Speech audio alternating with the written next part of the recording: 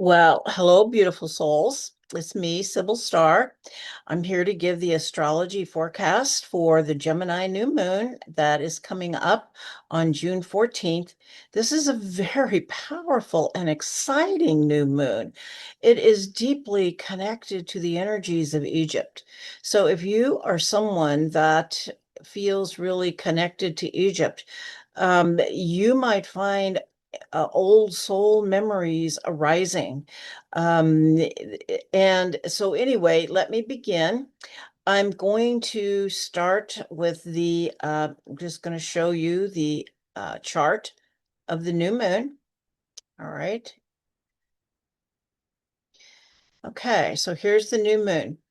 It occurs on June 14th at 7:55 p.m. Pacific time. And what we have here is we have the sun and the moon at 24 degrees of Gemini. And this 24 degrees of Gemini is conjunct the Belt Stars of Orion. And Orion is known to be a stargate. And these belt stars, it is said in ancient times that these belt stars aligned with the Giza Plateau, with the pyramids, the three pyramids on the Giza Plateau. So and also the asteroid Isis is conjunct Jupiter. The asteroid Giza is conjunct Uranus. So it's just simply very powerful. But we also have something called the Golden Triangle. I have been talking about that, and it is very powerful. It's active. And what it is a trine between Uranus and in Gemini and Pluto in Aquarius, and both of them meeting. The midpoint is at here at Neptune in Aries.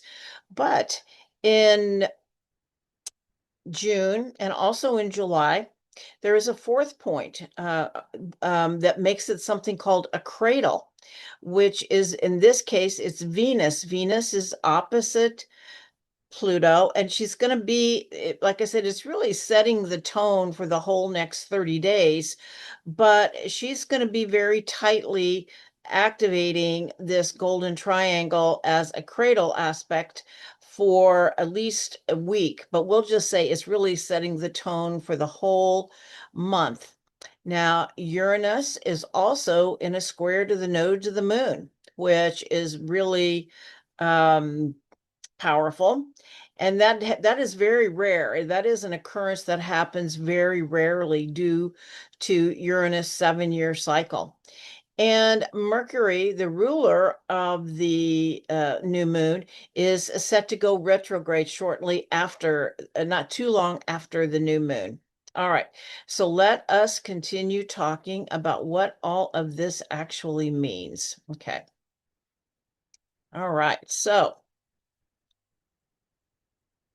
the new moon in Gemini, like I said, at 24 degrees on June 14th.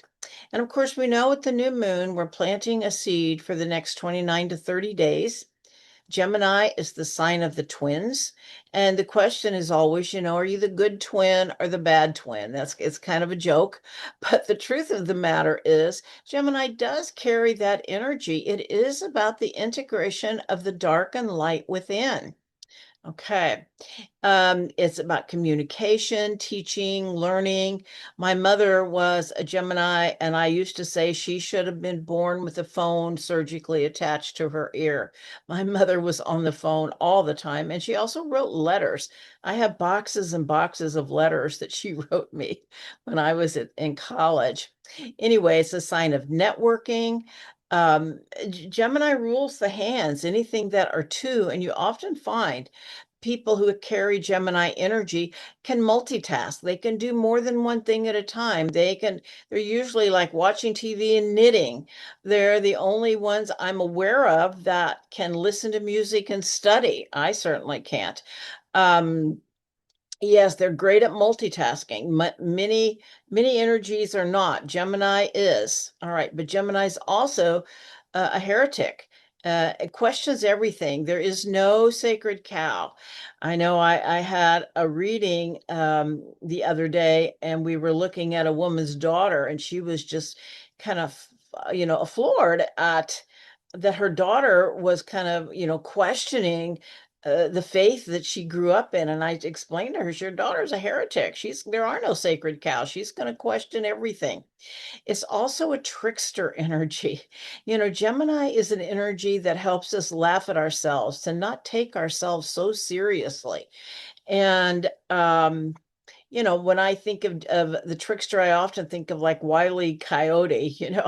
Anyway, but often, it was the court jester, which is a very much of a trickster energy, was the only one who could make fun of the king, and get away with it, put it that way. So, so it carries that energy. And, a lot of comedians carry a strong Mercury, which is the ruler of Gemini, or actually even Gemini energy. All right. The shadow is chronic busyness. And often it's about to keep from feeling emotions. If we're too busy, it keeps us from feeling things we need to feel. Another shadow is talking and not listening, being distracted with too many irons in the fire. All right, now let's really get into the real depth of this new moon, which is its connection to the stars of Orion and Egypt. Okay, so behind me, I have the image of the three pyramids on Giza aligned with the stars of Orion. And I will share, I have, well, let me just show you this one here. Okay, so this is what I'm going to show you is the actual constellation of Orion and the three belt stars.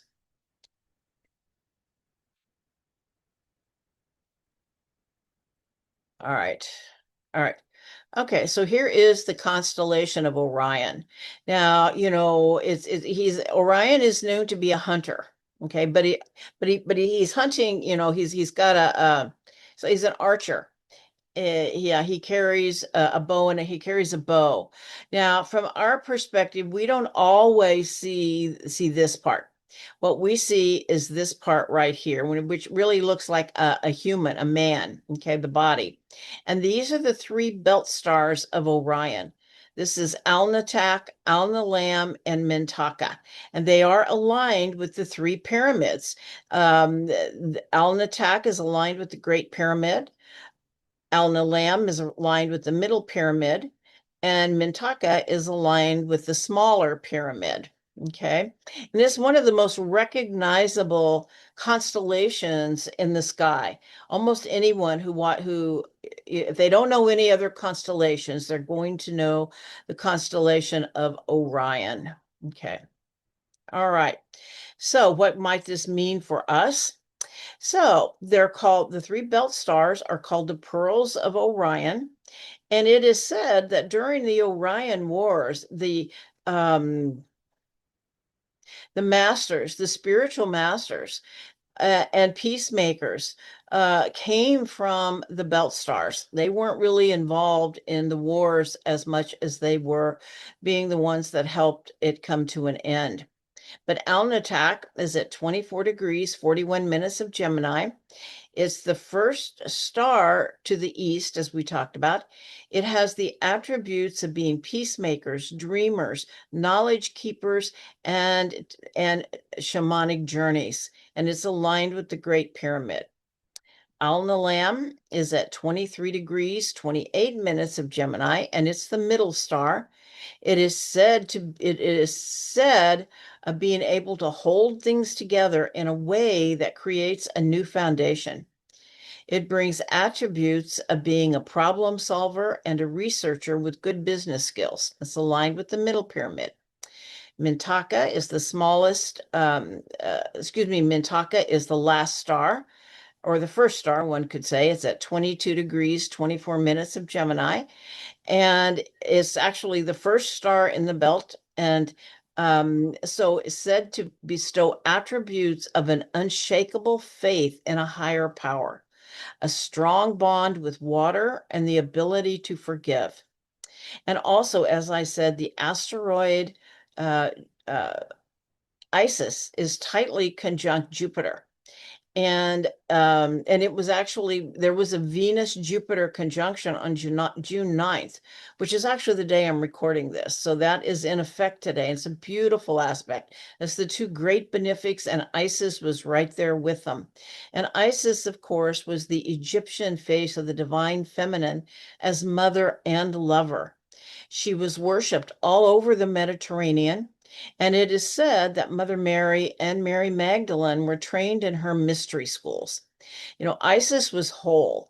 We came along and we separated the mother and the lover, whereas in Egyptian times, Isis was both. All right, we're going to talk more about this a little later in the video, though. So, about the stars of Orion. Now, Mercury is the god of the mind. He's in the ruler of Gemini, and he's in Cancer. And of course, Cancer is a water sign, is very emotional, and so communication becomes more emotional and intuitive, often leading to a focus on family and memories. This period encourages careful decision making and introspection, as thoughts may be deeply connected to past experience. And this is what I'm saying. During this time, there's so much about Egyptian energy arising. And I am wondering if maybe people might have in this 30-day period of this new moon might be having memories of ancient Egypt. I have certainly had some, not recently, but it is, and ones that have been certainly have been profound for me. And I do want to mention that Mercury goes retrograde at 26 degrees of Cancer on June 29th. It's going to stay retrograde until July 23rd. And so it will be, and it goes, Mercury's in Cancer from June 1st to August 9th due to its retrograde motion. And of course, all of the normal retrograde cautions apply, just to understand that communications may be delayed, there could be misunderstandings. And so to just allow time for things to kind of settle itself back down. And we know Mercury goes retrograde 3 times a year for 3 weeks, and it comes when we have gotten ahead of ourselves. All right. So, this Gemini new moon, aligned with the Belt Stars of Orion, invites us to become clear channels for wisdom, truth, and inspired communication. Okay. All right. Now, let's talk about Uranus in Gemini square the nodes of the moon. So, Uranus is the planet of awakening, change, and revolution. When Uranus is around, the energy is not easy to manage. It's electrical in nature. And so the nodes of the moon have to do with our destiny. The north node is the way forward, and the south node is our past. And so we might find that, and a square is a challenge, just so you know, it's a challenge. Some call it a misstep. And anyway, it is a challenge. And so it represents a fork in the road of human evolution, reminding us the future is not predetermined. New possibilities are emerging, but they require conscious choice. We are being asked to think differently, question assumptions, and remain open to revelation while grounding ourselves in discernment, integrity, and practical wisdom. And remember, Gemini is the sign of the heretic, and quite honestly, Uranus is the planet of the heretic, because it also rules Aquarius, and Aquarius is another heretical sign. There are no sacred cows. It's what is the truth? And often we have to go through old beliefs and old conditioning to find out what is really true. Okay. All right. Now, Uranus is also conjunct Sedna, and Sedna is aligned with the Pleiades. I didn't mention that when we looked at the chart, but yes, Uranus is tightly conjunct Sedna. And of course, we know that Sedna, I've talked about her a lot, has to do with points in our lives where we have felt betrayed, but how somehow that actual betrayal put us on the path to our destiny. So sometimes, it's a marriage, sometimes it's work, sometimes it's friendships, whatever it is where we might not be in alignment, we end up having what feels like a betrayal. Okay, and so this conjunction suggests that hidden gifts, ancient wisdom, and deeper truths may suddenly surface, helping us reclaim lost aspects of ourselves and our soul purpose. Now, Sedna is also square the nodes of the moon. And so this is a more collective, unless you have a planet here. Okay. If you have and the nodes of the moon, okay, so Sedna is at 1 degree of Gemini, Uranus is at 2 degrees of Gemini, and they both square the nodes of the moon, which are at 2 degrees of Pisces for the north node and 2 degrees of Virgo for the south node. Anyway, Sedna is square the nodal axis, and humanity may be called to confront old collective wounds related to victimhood, betrayal, separation, and fear, while discovering a new relationship to trust, empowerment, and spiritual maturity. Sedna reminds us that our greatest medicine often lies beneath the very experiences we once resisted or feared. Okay. Now, the North Node at 2 degrees of Pisces is conjunct the star Fomalhaut, which is one of the royal stars of Persia and is associated with Archangel Gabriel. And a Fomalhaut, so the North Node is our way forward. Fomalhaut carries the frequency of divine vision, inspiration, and spiritual destiny, while Gabriel is known as the divine messenger. Together, they suggest humanity is being called to receive and transmit higher guidance, inspired ideas, and messages that support the awakening of consciousness. Okay. All right. And Regulus and Archangel Raphael is also conjunct the South Node, just not quite as tight. And it says Regulus represents leadership, honor, and the wise use of power, while Raphael is the great healer and guide. The combination invites the healing of old patterns around authority, ego, separation, encouraging leadership rooted in compassion, service, and wholeness. All right, now I'm going to be talking about the golden triangle, and I'm going to be talking about this a lot. So let me show you an image of the golden triangle. Okay.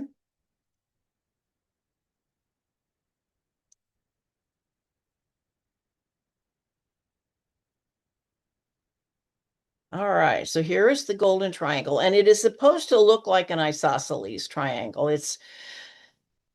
I had a little trouble getting it created, but anyway, so what we have here is Uranus in Gemini, in early Gemini, which is trine Pluto in early Aquarius, and that's 120 degrees.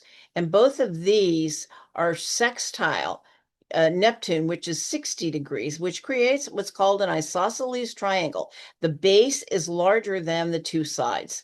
And it's important to remember that as we're looking at or bringing the pyramids back in once again, because the pyramids are also an isosceles triangle. Okay, so what does this mean? Okay, so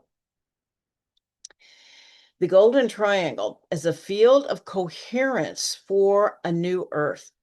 And we look at it as above, so below. It's like this isosceles triangle is being created by these three outer planets. And the thing is, since they're all very slow moving, this triangle, or this isosceles triangle that is being created in the sky, is going to be around for around 3 years. Because they're all moving at a very slow pace, but they're remaining in that shape. And so it's functioning like a cosmic satellite dish, catching waves of unity and harmony. Now, I was listening, let me see here. Well, let me show you this other image before we go on to explain it. Okay.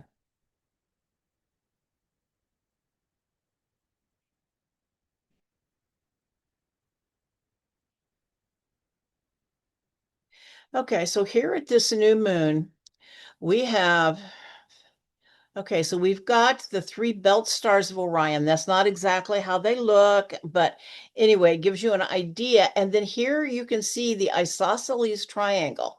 Okay. And also in this one, you've got Venus down here as well, because she also plays a part. But all of this is happening at this new moon, this isosceles triangle of these three outer planets. And we also have the activation of the stars of Orion and the pyramids, which are isosceles triangles. So it's like the pyramids are a mirror reflection of this uh, isosceles triangle between these three outer planets. And we know so much of the world, as above, well, not everything in the universe is as above, so below. And so um, when I just found this really significant. It just really uh, kind of caught my attention. And Dr. David Clement, if any of you have follow him, said that recently that he was told by the Pleiadians that there was a wave of high frequency light coming through from late June to mid-July.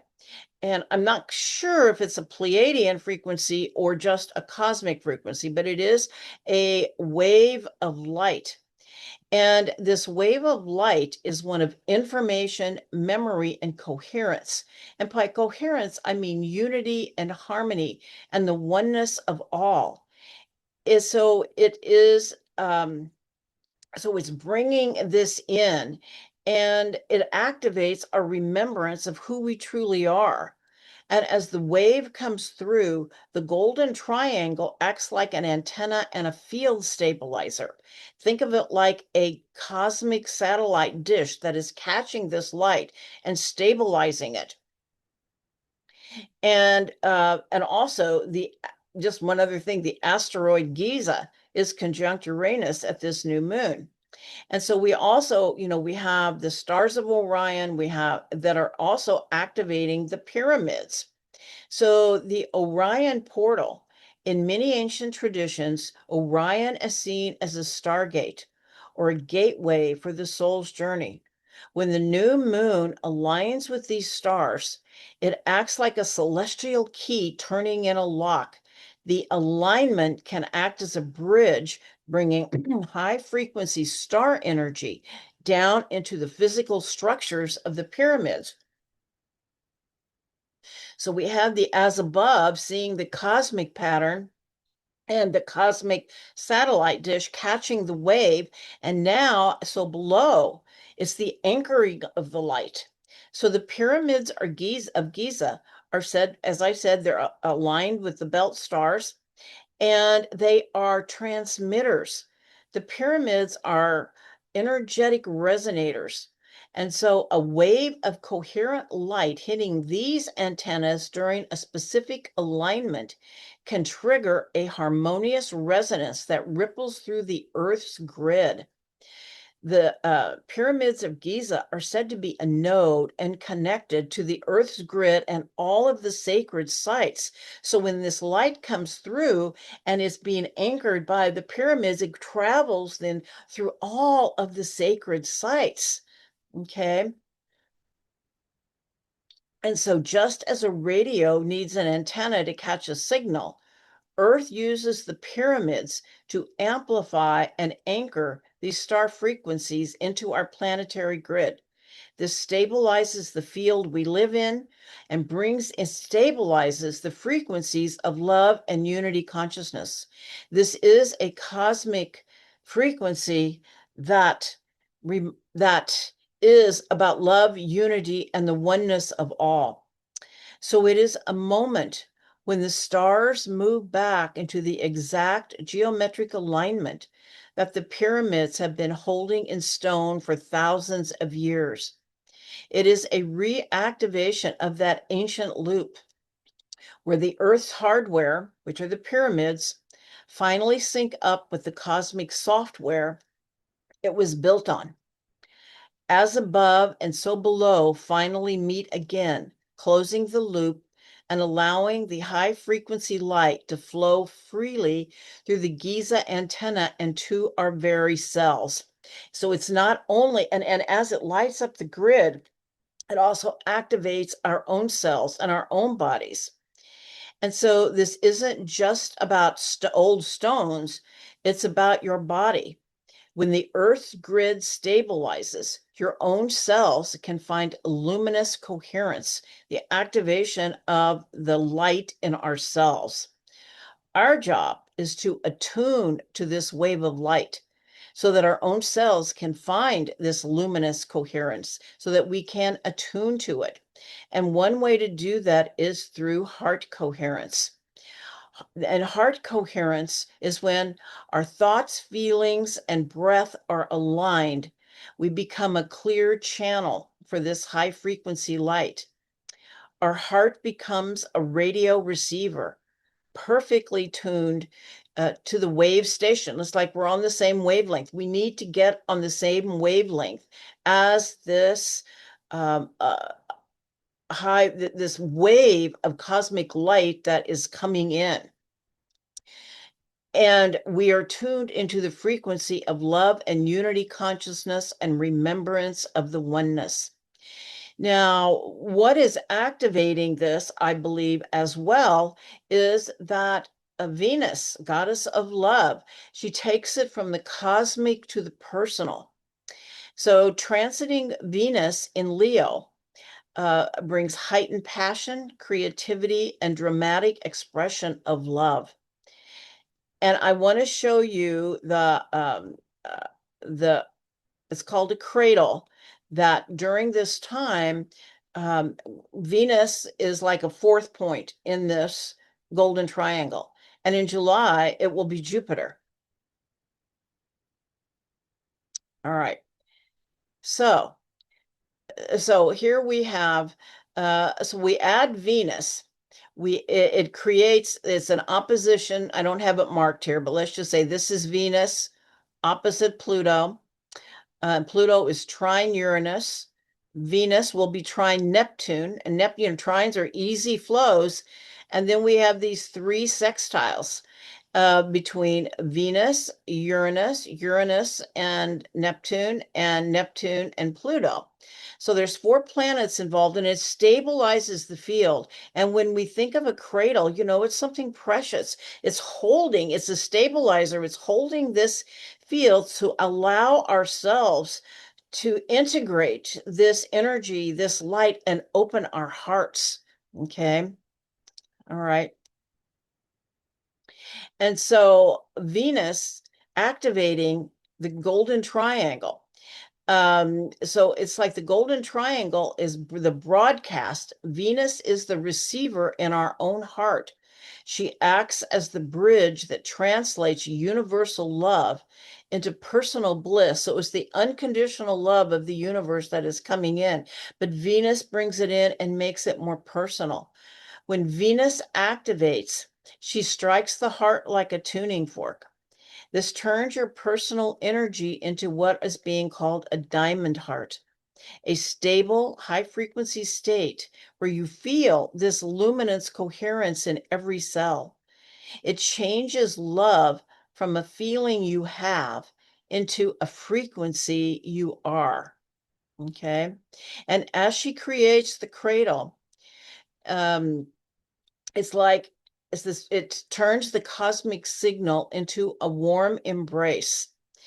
And it holds and stabilizes the field, allowing each of us to really anchor that frequency into our heart and all of the cells in our bodies as a personal activation.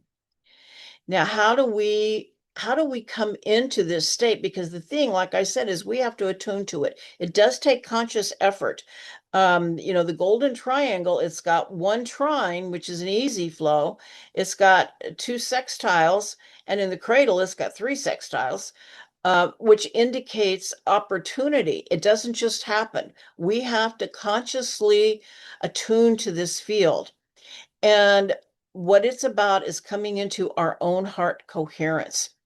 And so I've talked about this before. I'll be talking about it a lot. And one technique is through the breath. As you breathe slowly through the heart and cultivate feelings of appreciation, gratitude, or compassion, you begin to synchronize your own energy field with the greater harmony available around you. I'm taking a 21-day gratitude meditation every day now. And gratitude is one of the feelings that we can feel gratitude in our heart. It really raises our vibration into that frequency of love, but you have to feel it. You can't just think about it. It's, thinking about, letting yourself feel gratitude for all of for might just even be one blessing, maybe for your cat or your dog or the food that you have. And to just say a deep prayer of thanks will put you into that field. Sound can also be one other way, though, is the breath. It is the coherent breath. And one of the techniques I use is like breathing into the count of 6, hold for 3, breathing out through your mouth through the count of 6, hold for 3, and do that 3 times. And if you're like, it can bring you back into center, back to yourself. Sound is also a powerful ally. I have been using the 528 hertz frequency. I put on my headphones in the morning. I sometimes wake up with anxiety. And if I start listening to the 528 hertz, which is the frequency of love, by the way, that is a universal frequency and the frequency of the heart. And it will bring you also out of that state of anxiety into the present moment and allow you to be come back into harmony. Okay. All right. And of course, another is, Om is another technique. Om is the universal sound of creation. And just, when you're doing your breathing technique, saying Om, really feeling the Om. It's not just saying it, it's kind of feeling it in your heart, feeling that vibration. It has the vibration. When you feel that, that also brings you back into coherence. But of course, the most important way to come into coherence is the power of choice. And it is choosing love over fear every time. And the thing is, if you do these other techniques, it will allow you to have clarity, to be able to make that choice more easily. So you won't be so reactive to all of the fear that is being perpetrated in the external world. Bring you back into yourself so that you can align with this wave of energy that is coming in. All right. And I just find it amazing that Dr. Clements had this download, this message from the Pleiadians that it is happening at the time of this cradle. I think they told him the late June through mid-July. And but I feel like it may come sooner. That's when that's what he was told. All right. The golden triangle creates the field of coherence, but Venus completes the circuit. Love, gratitude, and appreciation become the bridge that allows higher frequencies to anchor into daily life. Uranus gives us the vision, Neptune opens the heart, and Pluto transforms the field.